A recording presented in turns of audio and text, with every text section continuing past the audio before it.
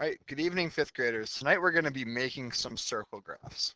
So I'm going to be doing an example with you tonight. So tomorrow when you come to class, you're going to be able to make the circle graph with this lesson you've watched. All right. Before we do that, we're going to do a little bit of mental math. We're going to rename these percents as fractions, okay? It's going to be pretty basic, so I'm not going to have you simplify these things down. We're just going to keep it pretty simple. So 50% would be written as 0.50, right, as a decimal. So what would this be? 50 hundredths. 40% would be 40 hundredths. 37.5%, okay? This would be 375 thousandths.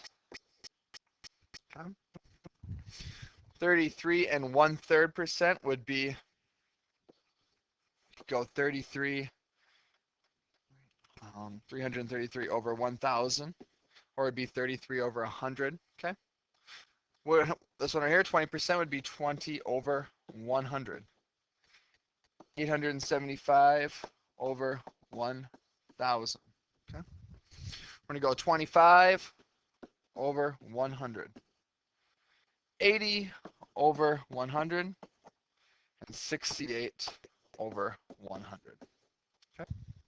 Next set of problems here. Now we have these cookies, granola bars, candy bars, fruit, and other, okay? Just like we've had before. We made a bar graph yesterday. Tonight we're going to be making a circle graph. So we have to put all of these fractions, because they're all 25, because there's 25 total votes. We have to make them a fraction, then we have to change them into a decimal, then make it a percent. But we've been doing so much work with decimal and percents that we can just automatically convert it right to a percent. So this is how we're going to do this. We're going to go 8 divided by 25.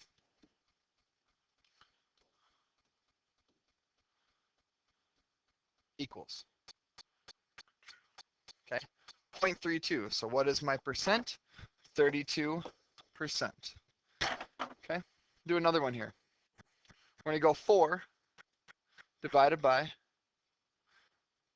25 equals 16%. 10 divided by 25. You will have a calculator tomorrow in class, kids. Is 0.4. So is this 4% or 40%? You always have to add the 0 there, so there's always 2 digits after. This would be 40%. Keep in mind, a lot of kids automatically want to put 4% there. That is not correct. It is 40%. Next one, 2 out of 25. 2 divided by 25 equals 0.08, which means 8%. 1 divided by 25 equals 4%. And they all add up. Should they equal 100? Well, we have to take a look here. 32 plus 16. If I add those together, I'm going to get an 8. So I'm going to get 4, 48. Plus another 40 gives me 88. Plus 8 gives me 96. Plus 4 gives me 100. That means I did it correctly. I always want you to add up all of your percentages once you figure it out and make sure it equals 100. Because if it doesn't equal 100, you automatically did something incorrectly. So if you were to put a 4 here, you can only imagine what your number would have been. It would have been much less than 100, so you would be able to catch a mistake. Now we're going to be taking that information from this page right here, okay? And we're going to be putting it on a circle graph. So we're going to start with cookies. So we need to put 32% on this circle graph. So I'm going to take my circle graph right here.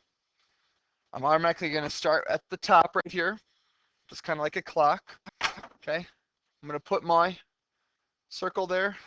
My board is not aligned correctly. I'm sorry. I'm going to fix that. I'm going to put a line there. I'm going to go all the way to my 32%, right in this area right here, okay? Then automatically I'm going to put my point in the middle. Sorry, kids, my board is not aligned. I'm going to go ahead and move this. I'm going to draw a line there. That is not very neat, okay? Draw a line down,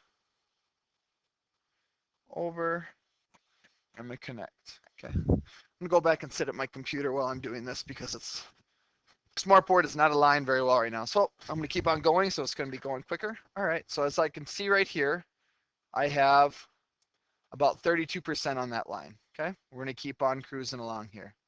Next thing, we have 16%.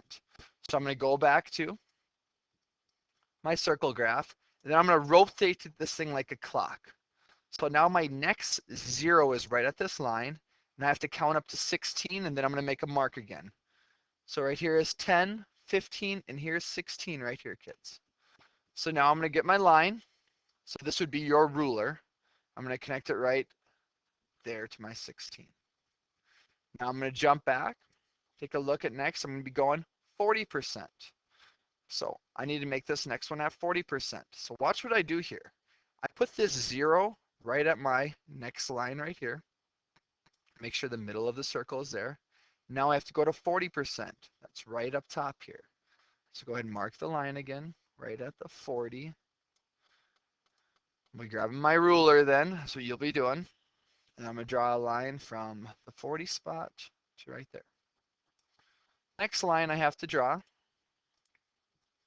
is 8%. So let's take a look. I'm going to be moving my 0 to the last line I was working on.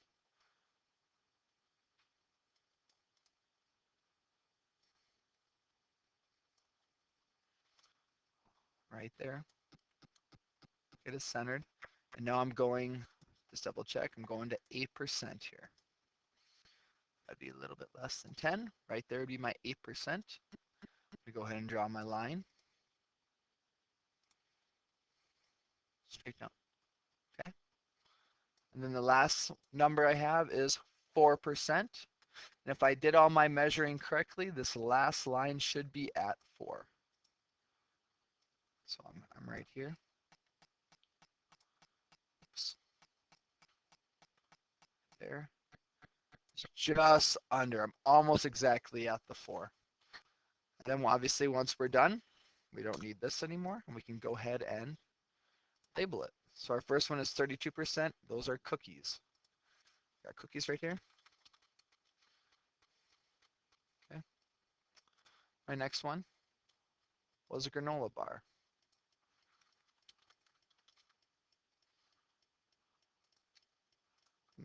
Granola. Okay. Next one is candy. It's always important to label them. Okay. Next one, fruit.